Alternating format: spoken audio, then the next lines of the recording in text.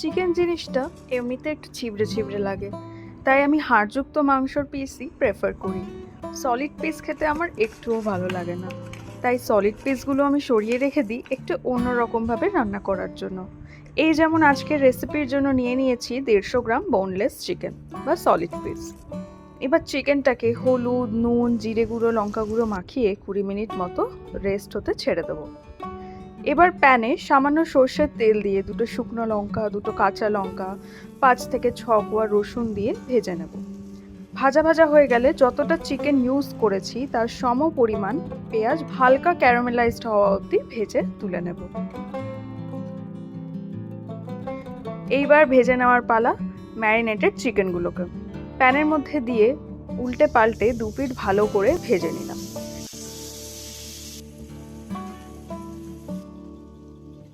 এরপর অল্প জল দিয়ে চিকেনটাকে সেদ্ধ করে নেব। সেদ্ধ হওয়ার পর যে চিকেনের জুসটা প্যানের মধ্যে থাকবে সেটা কিন্তু ফেলে দেবেন না, সেটা কিন্তু লাগবে এই রেসিপিটার জন্য। এবার সেদ্ধ করা চিকেনগুলো মিক্সারের মধ্যে দিয়ে দেবো।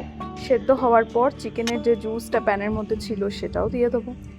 চিকেনের মধ্যে হাড় থাকলে এই সময় ছাড়িয়ে নেবেন। একবার ভালো করে গ্রাইন্ড করে এর মধ্যে অ্যাড করে নেব আগে থেকে ভেজে রাখা লঙ্কা, রসুন আর পেঁয়াজটা।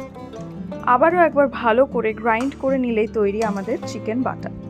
অনেকে এটাকে শিলে বাটা চিকেনও বলে থাকেন। আপনারা চাইলেই শিলে বাটতে পারেন, কিন্তু আমার প্রচণ্ড ল্যাদ লাগছিল তাই আমি মিক্সার গ্রাইন্ডার ইউজ করেছি।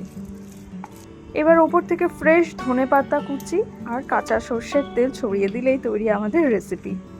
আপনারা যদি আরও ঝাল খেতে পছন্দ করেন তো অবশ্যই 1-2 লঙ্কা বেশি ইউজ করে নেবেন। এই রেসিপিটা ভাত বা রুটি দুটোর সাথেই ভালো লাগে, কিন্তু আমার পার্সোনালি রুটির সাথেই বেশি ভালো লেগেছে। তাই এই রান্নাটা অবশ্যই ট্রাই করে দেখবেন, আর ভালো লাগলে কমেন্ট আর সাবস্ক্রাইব করতে ভুলবেন না।